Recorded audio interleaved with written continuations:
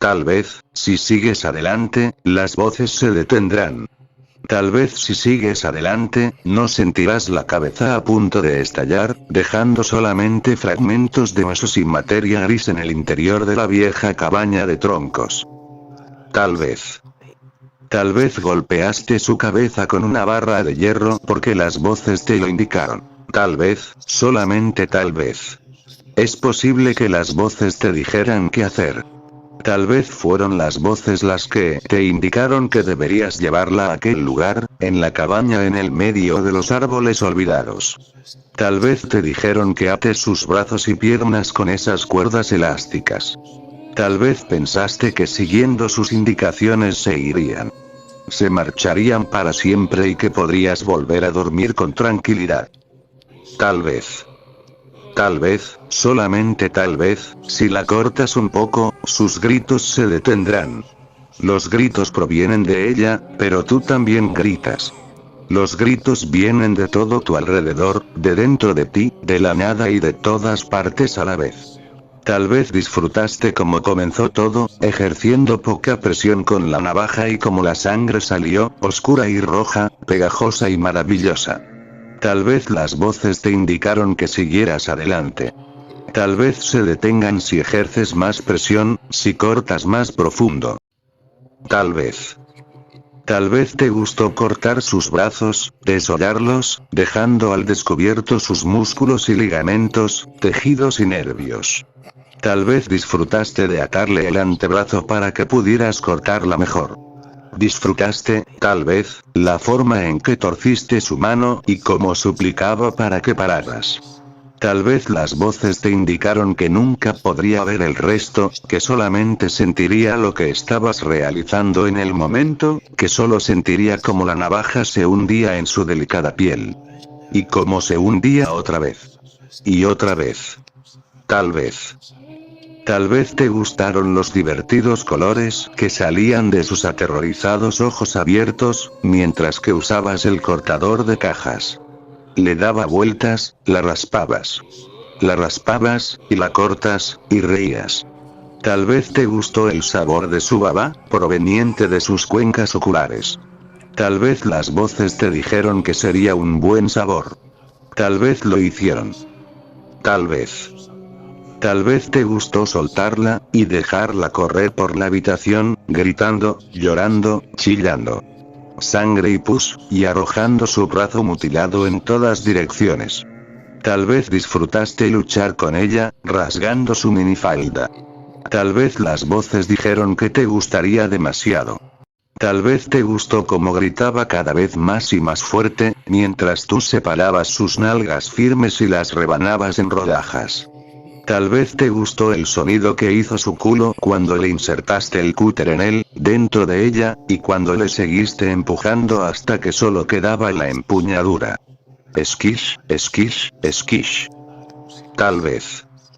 Tal vez te gustó la forma en que su culo fue reducido a una masa de carne temblorosa, pulsante, absolutamente inútil.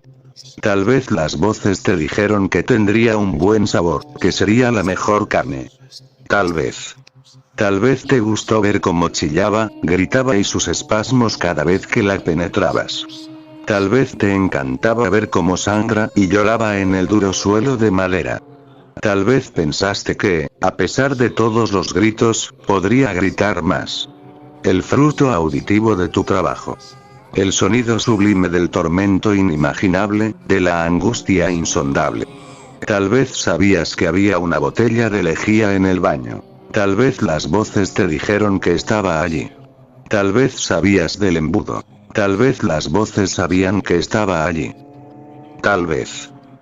Tal vez te gustó la forma en que su chillido suplicante se redujo a inmanes galimatías. Palabras y sonidos ininteligibles. Cada vez más fuerte.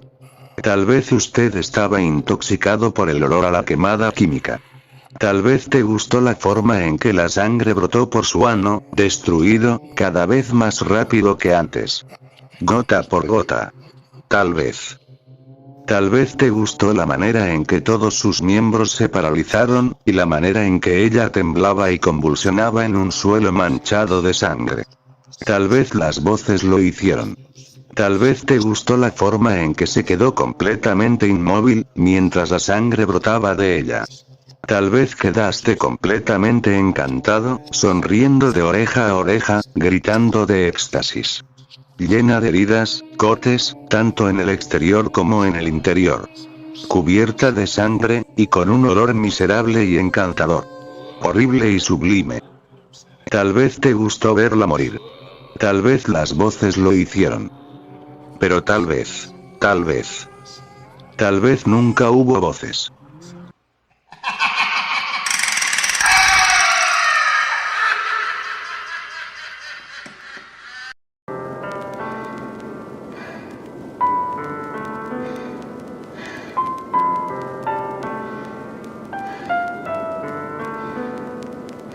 No taches este texto como algo escrito por algún lunático. Esta historia tiene sentido, solo déjame continuar. Debes haberlo hecho, todos nos preguntamos si viajar en el tiempo es posible, ¿verdad? Déjame decirte algo, lo es. De hecho, yo soy del futuro. Sé que seguramente no me creas, pero, en serio, soy del futuro. Es una cosa realmente buena. Puedes ver el pasado, ver cómo se desarrollan los eventos, y cosas así. Sabemos mucho más de lo que imaginaríamos. Mirar detrás de toda esta diversión te hará ver que existe un aspecto mucho más serio. No se nos permite viajar a nuestro mismo tiempo de vida, y nunca deberemos contactar con nuestros yo del pasado. Permíteme decir que justo ahora estoy rompiendo esa regla. Sí, chico, estás hablando contigo mismo. Tú mismo del futuro. Seré ejecutado por esto, pero, ¿sabes qué? Lo acepto. Hablando contigo te estoy salvando de algo que es mucho peor que la propia muerte. No puedo decirte directamente qué debes hacer, pues los filtros lo pillarían. Esto es lo más cerca que puedo llegar, créeme. Sin embargo, puedo mandarte un pequeño mensaje. Detrás de todo esto hay algo más simple y a la vez complicado, deberías leer la primera palabra de cada párrafo, ahora.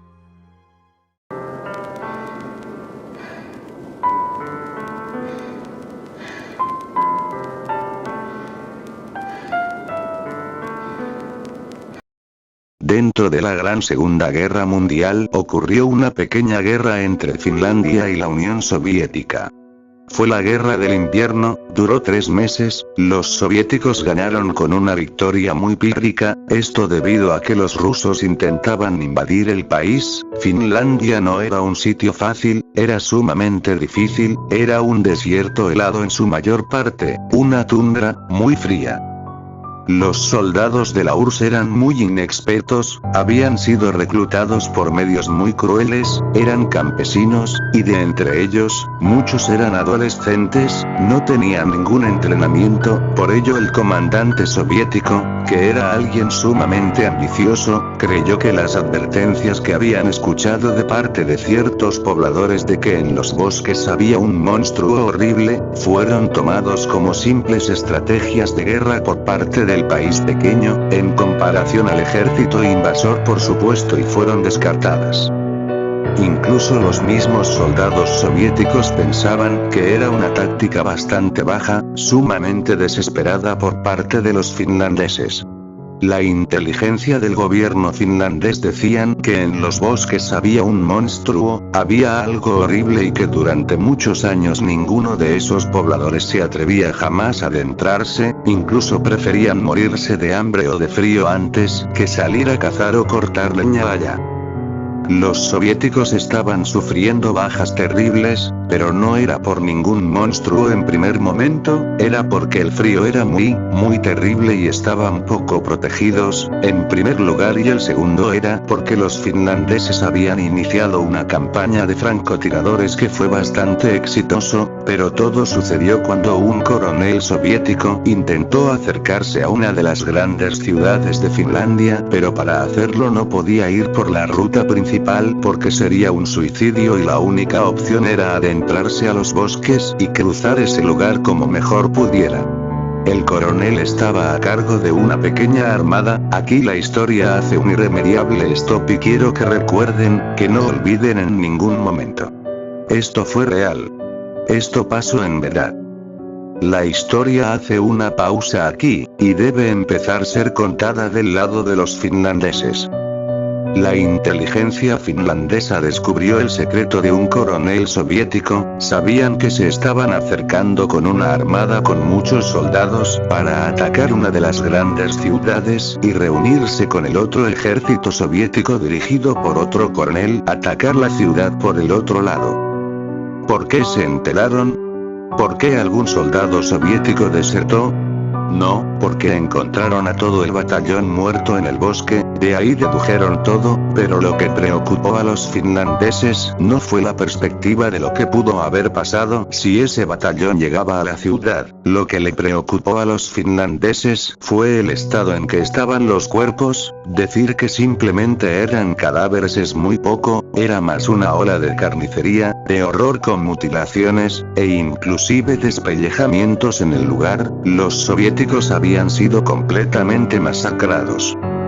Los únicos humildes aquí no fueron los soldados soviéticos, del lado de los finlandeses, sino también había personas humildes, gente de pueblo, chicos jóvenes, personas sumamente religiosas. El ejército finlandés les dijo que los soviéticos estaban poco preparados, que se habían ido sin provisiones y que se habían matado entre sí, después de un motín, en medio de la desesperación del hambre y el frío. Pero ¿saben una cosa? Fue una mentira muy mal construida, no solamente porque quedaban muchas provisiones entre las carpas que habían juntado del ejército soviético, sino porque además, ellos simplemente se negaron a creer que un ser humano tuviera no solo la fuerza, tuviera no solo el poder, tuviera no solo la manía, sino sencillamente la maldad de hacerlo eso a un ser humano. Lo que están viendo fue tomada durante ese tiempo, fue tomada en el campamento de los soldados soviéticos. Esa foto fue tomada por el ejército finlandés, y eso que están viendo es la piel mutilada de un soldado soviético.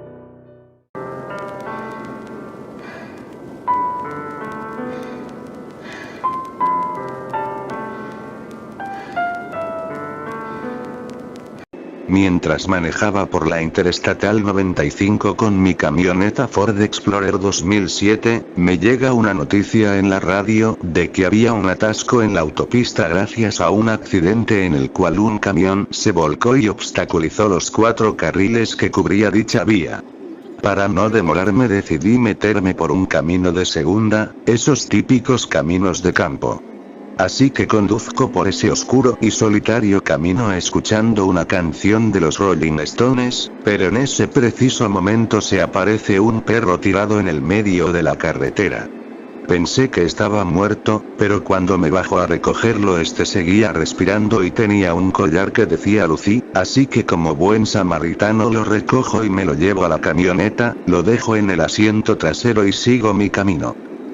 Creo que agarré un poco de calmantes que tenía guardado en la guantera para tranquilizarme. Manejar mucho me estresa, pero después de tomar mi pastilla, esta al parecer la alteraron porque el perro me empezó a hablar. Sí, así mismo, me empezó a hablar. Me decía cosas muy extrañas y siniestras con esa ronca y profunda voz. Decía que él era un ser abisal, que yo era un pobre tipo, que él mataba a las personas que andaban con él, etc. Pensé que la pastilla la mezclaron con algo, con algún tipo de droga, yo qué sé. Pero igual, andar con este tipo de alucinaciones era muy incómodo. Mientras el perro seguía hablando blasfemias de mí. Pude notar en el espejo retrovisor, que la piel del animal se empezaba a derretir, y solo dejaba ver una mezcla de carne podrida, con el cráneo y los ojos del animal al descubierto. A este punto empiezo a ponerme nervioso. ¿De verdad qué demonios le pusieron a mi pastilla? Pero antes de decir mi pregunta mentalmente, vuelvo al ver por el retrovisor y en lugar de haber carne podrida, solo estaba el esqueleto del animal. Este me vio y empezó a reírse. De la manera más grotesca e inquietante posible. Ni siquiera parecía una risa, eso era un grito. Ya no quería estar más con lo que fuera que sea eso. Solo seguí sin prestarle atención, y sin ver al espejo. Me despierto, creo que me desmaye, miro todo a mi alrededor y no había nadie. Ya era de día, así que procedo a abrir la guantera para ver qué diablos tomé ayer, pero había un problema, ahí no había ningún calmante.